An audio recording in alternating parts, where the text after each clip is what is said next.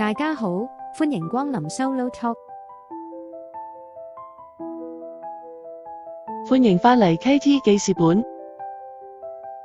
今日我哋要記低嘅係4月26號，姜濤同埋3位隊友一齊去到澳門參加微博國際娛樂盛典嘅重要時刻。日前姜濤陸續分享咗幾個動態，有一條係表演前好神秘嘅練習片段，仲有佢正式表演嗰陣震撼全場嘅畫面。最重要嘅係，佢哋團體攞咗一個大獎，姜濤代表發言嗰段致謝詞真係令人好感動。我哋即刻由嗰條黑媽媽嘅神秘片開始講起。喺正式演出之前，姜濤出咗一條好神秘嘅片。嗰條片影住佢喺舞台 rehearsal 嘅情況，但因為環境真係好黑，鏡頭又影到好遠，路人睇到可能真係一頭霧水。但係大家有冇留意到，班姜糖喺網上已經瘋狂解碼？我諗姜糖嘅眼力應該可以去考海關或者做鑑證科，黑成咁都睇到係姜濤對手，真係愛嘅表現嚟㗎。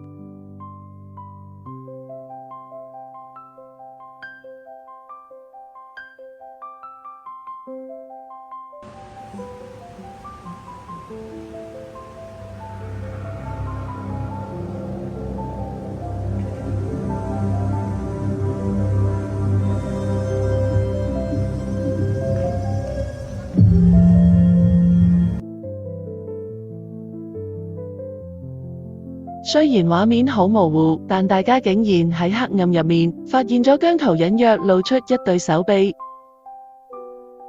一時間，大家紛紛喺度討論，究竟今次佢係咪會有突破喺舞台上面 show 肌呢？一齊估下，一齊期待嘅過程，其實就係我哋呢個系列最想記低嘅樂趣。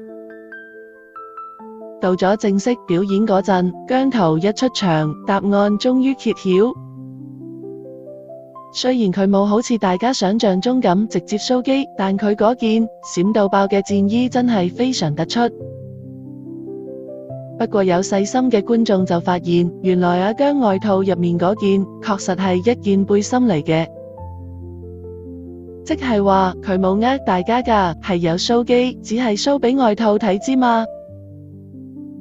雖然冇露出嚟，但呢種若隱若現嘅造型，其實更加符合佢最近嗰種沉穩得嚟又帶點力量嘅感覺。由黑媽媽嘅期待到閃閃令嘅正式亮相，其實就係佢想帶俾大家嘅一份舞台驚喜。雖然今次佢淨係表演一首 solo 作品，但姜濤完全冇因為咁而怠慢。佢喺 Story 轉發咗一段片，正正就係佢表演嗰陣嘅片段。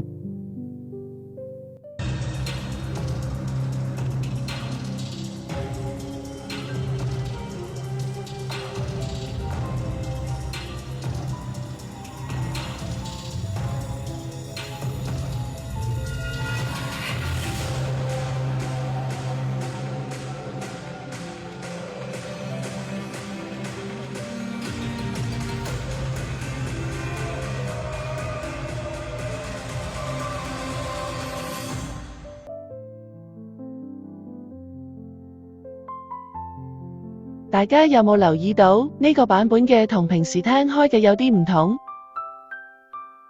原來姜濤特登揾咗人為呢場表演重新編曲，特別係開頭嗰段震撼人心嘅 intro， 由音樂一響起，嗰種霸氣同埋突場感已經令全場嘩嘩聲。有人可能會問，明明已經係唱開嘅歌，點解仲要咁辛苦去重新編過段音樂？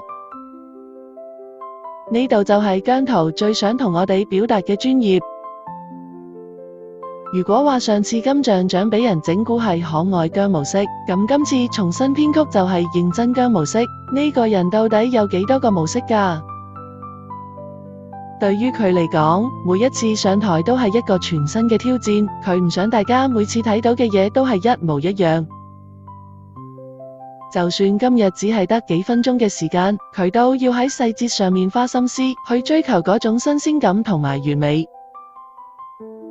呢種不怠慢嘅態度，唔單止係對觀眾負責，更加係對自己歌手身份嘅一種尊重。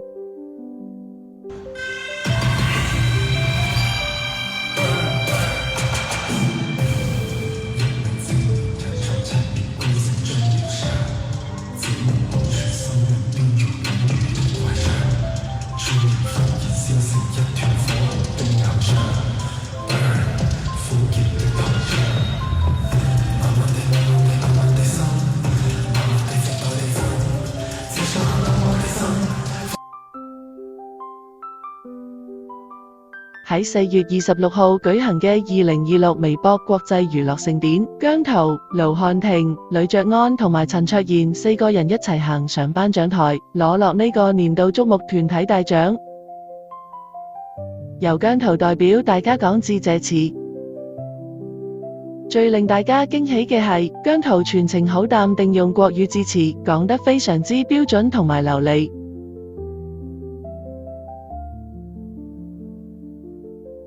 佢喺台上感性咁講，記得舊年係我一個人嚟，今年我哋 Mirror 有4個人嚟。佢仲特別提到一個願望，就係希望出年可以12個兄弟一齊全部人企喺呢個舞台表演、交流同埋學習。每個獎項呢，對於我們都是一個肯定。然後我記得去年來的時候呢，是我一個人，今年呢，我們 Mirror 有4個人來。然後希望明年還有這個機會，可以我們全員12個人來這個舞台，跟大家一起表演，一起交流，一起學習。那希望大家可以多多的支持我們，我們會繼續加油。謝謝。謝謝，再次恭喜Mirror，我們有請。呢番由姜濤代表講出嚟嘅心聲，唔單止係攞個獎咁簡單，更加係向全場展現咗佢呢個人到底有幾重情重義。喺呢個咁高光嘅時刻，佢心入面依然記掛住其他兄弟，重要時刻、榮譽等等，都想同大家一齊分享。覺得姜濤呢個人好大方、好大度，喺娛樂圈屬於少數嘅品種。呢段得獎感言一出，網上討論區同 Threads 即刻出現咗好多讚賞嘅聲浪。好多姜糖都話，見到姜濤喺台上攞住獎，淡定咁用國語發言，真係有一種大將之風。佢嗰份謙卑但又自信嘅態度，令唔少網民都對佢改觀，紛紛留言話呢份團魂真係冇得頂。見到佢掛住其餘8個兄弟，真係好感動。姜濤大方得體嘅表現喺呢個頒獎禮上面真係贏盡掌聲。今日嘅 KT 記事本就記到呢度。